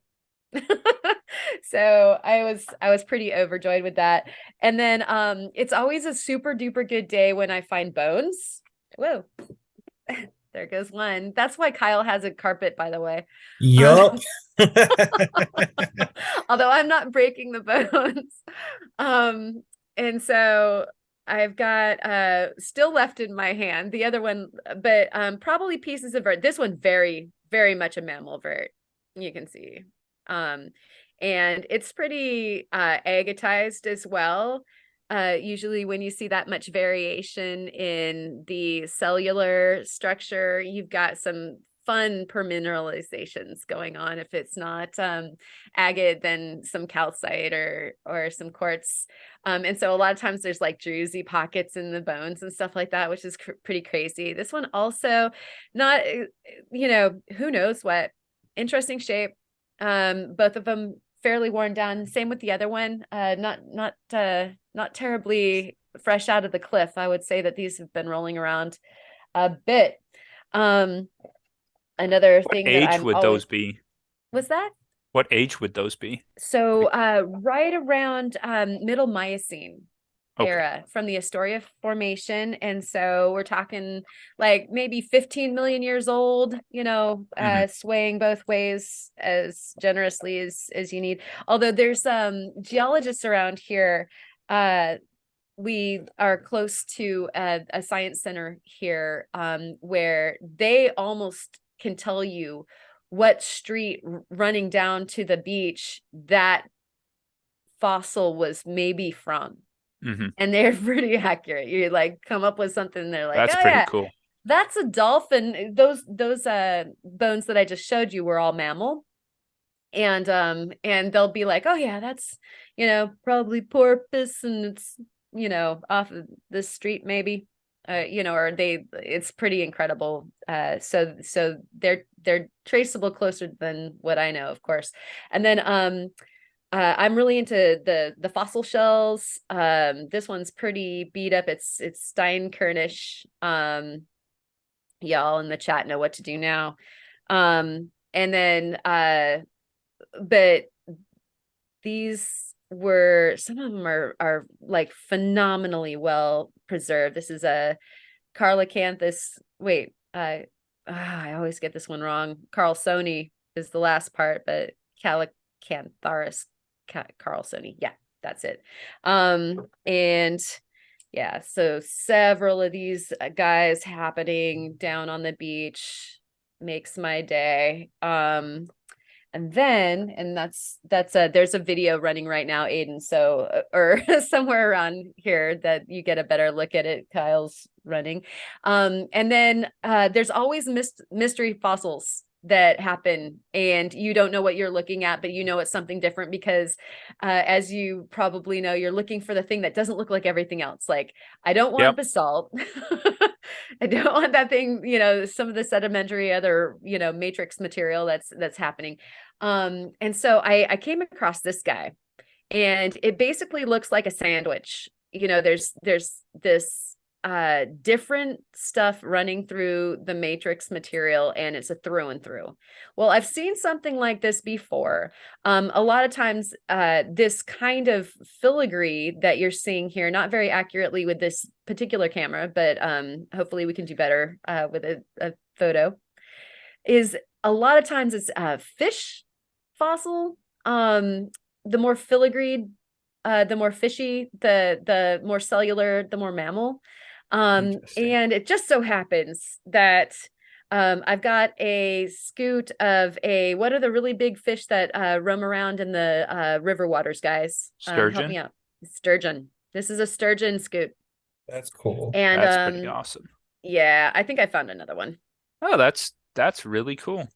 Yeah. We And get some fossilized fish down here, but like really old, like placoderms from like Devonian, I want to say, in maybe Ordovician. I can't remember. That sounds wonderful.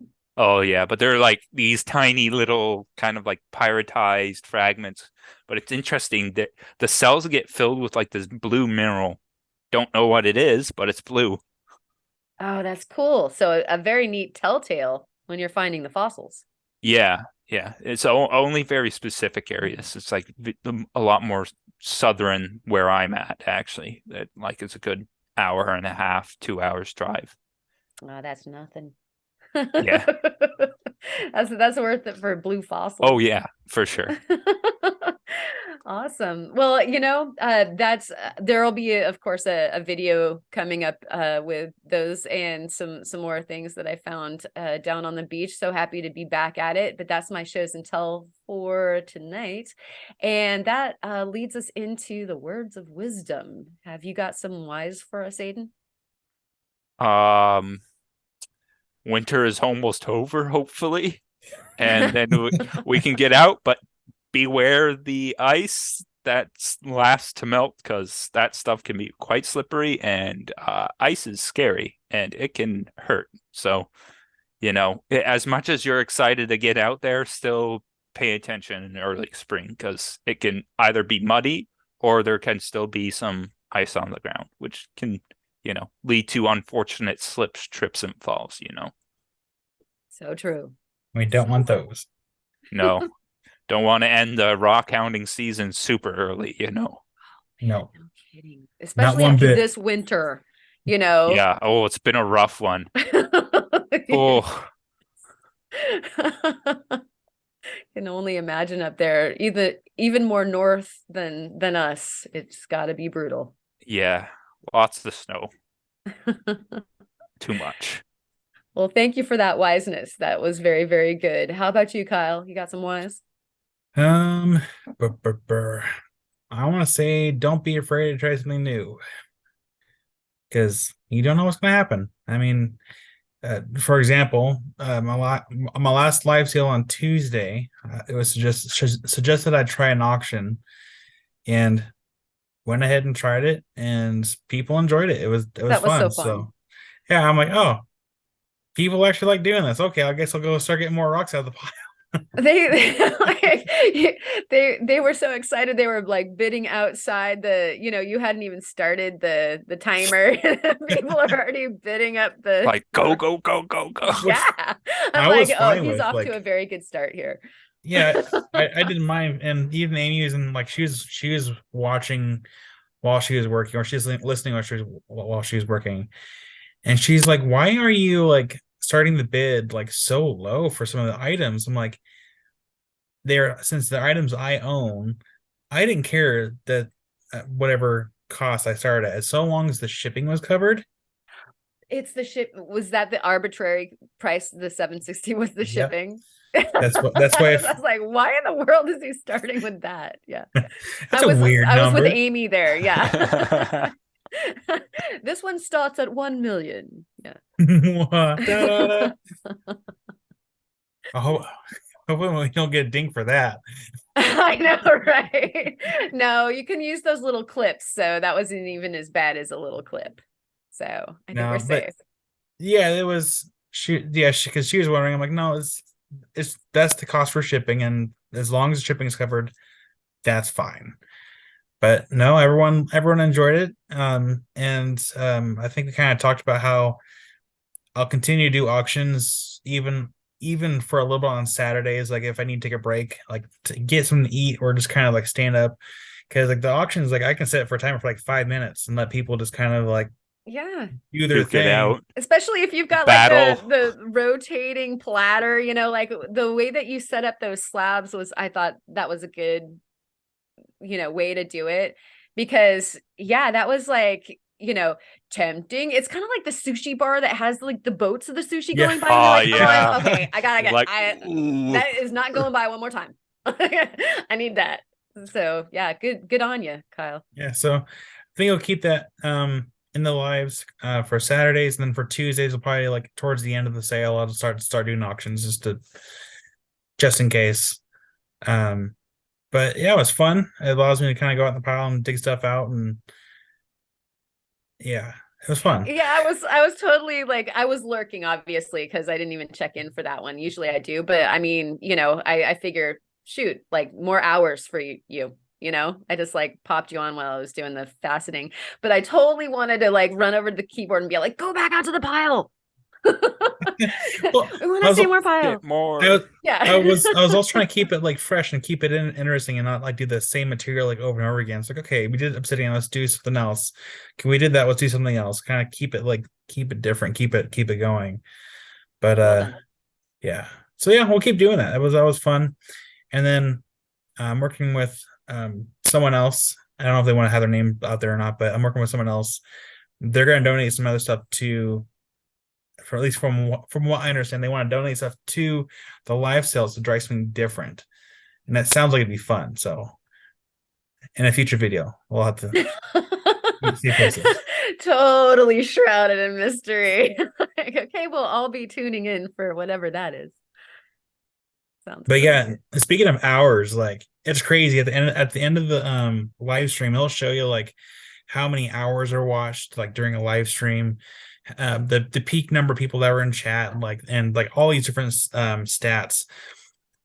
It's crazy how many hours are actually watched during a live stream. Yeah. I think one of them was like 250 hours. Yeah. Boom.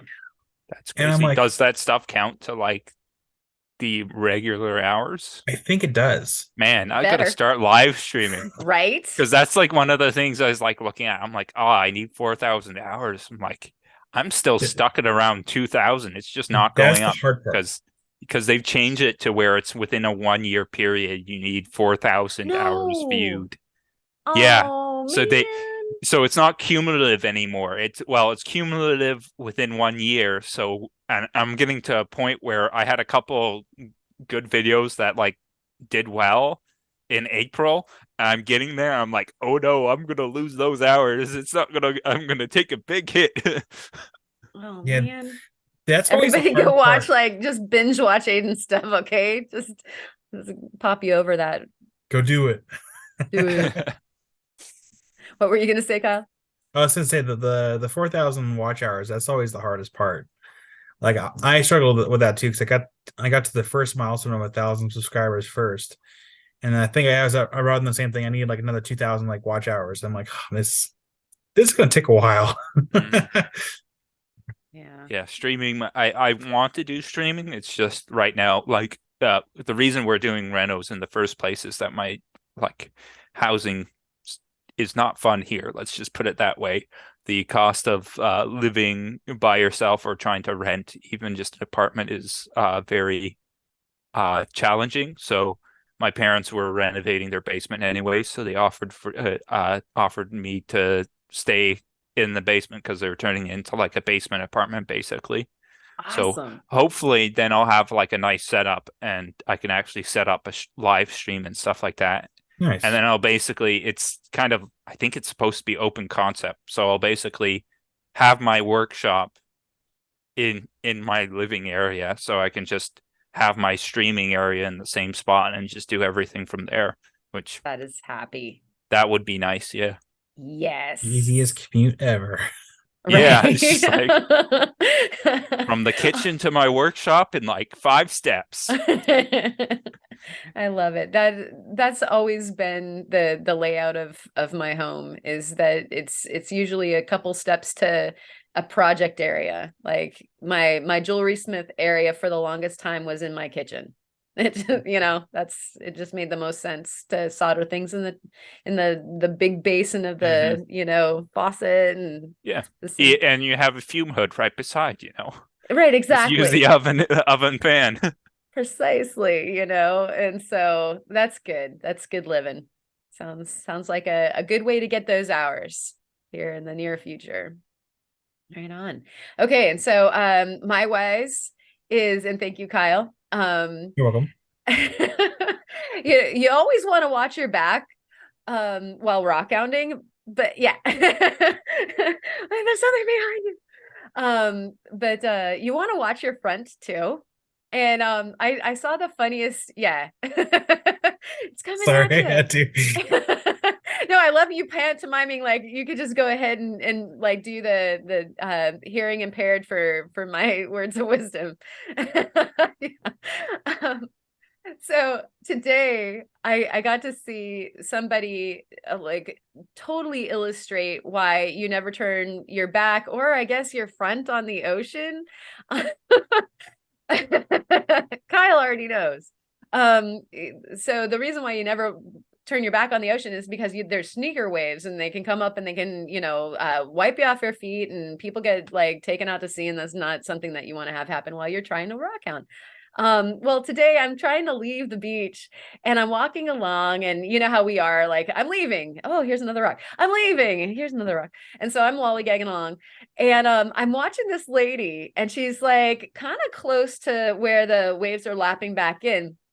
Good idea to rock hound at the low tide, as to hedge your bets. But we're past the low tide and things are surging back in. And if you're not wary of this, it surges fast. Like the tide changes pretty quick here on the Oregon coast anyway. And so she's so into it because there's a little egg. It's all over the beach that I didn't even bother with it. There's bunches. And so if you're new, like you're just going like, oh my gosh, so you struck it rich. She's not even looking up. And I'm like looking out, you can hear it. There's a big one. It's surging. It's coming in. She's going to get hit. I'm like, hey. And she doesn't hear me. Hey, lady, look up. Hey, like she's not looking up. She's so into her rock hounding. And she finally looks up like as the wave is hitting her. And I'm just like, does she need help? And she was like, before she knew it, she was calf deep in water. And her bag behind her about 10 paces. I'm like, get your bag, because now she's turning and she's running. I'm like, don't forget your bag of rocks. Yeah. And so, yeah, she totally got hit by the wave, and it was not that serious, but folks, like, pay attention. It's so easy to get like eaten by a mountain lion because you look like food and you're down eating or down finding rocks, or hit by a wave, whatever it is, like your skittish mountain bears there. Yeah, the black bears aren't too bad as long as it's like not a mother black bear and stuff like that. Yeah. The mothers are the ones that you want to be afraid of.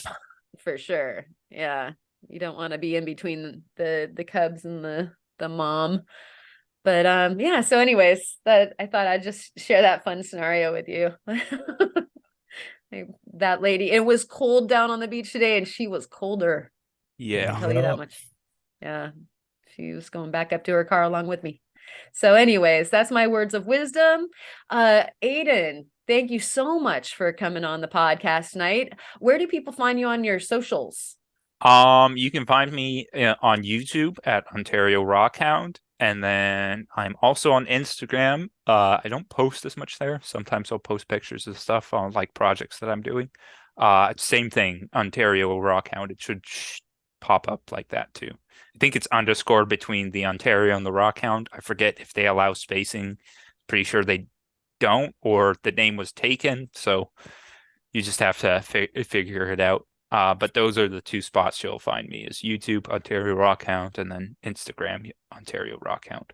Awesome. All right. Well, I feel like we only just begun seeing all of the stuff. We didn't even get to see any arrowheads or anything like that. And so I think you're going to have to come back on the show. Yeah, that'll have to be a whole other thing, because that's a rabbit hole too, I can tell you.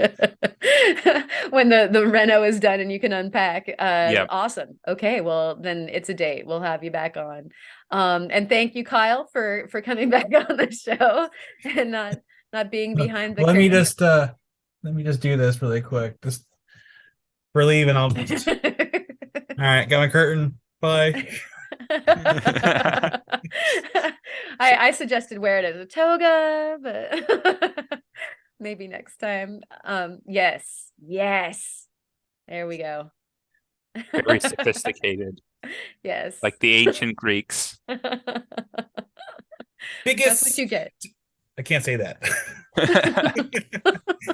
For those Monty Python fans, yeah, you should know yeah, I know where you go with that. He was going. All right. And all of you out there, thank you so much for making it all the way to the end of the podcast. And you know what to do. Definitely leave us a comment. We'll give you a shout out next week. Join us on the Discord. To do so, just hit us up in the email and we will invite you. And then also send your gorgeous finds or whatever it is that you'd love to share with us for the Viewer Show and Tell, same email, and we will integrate you into the next Viewer Show and Tell special. And until then, get out there and do some rock hounding on behalf of all of us here at the podcast. We wish you happy trails and happy hunting, and we will see you next time. Thanks for watching. Bye. Bye. Cheers. Oh, dang it. You still say cornering me. Bye. That was also almost there. Big ending.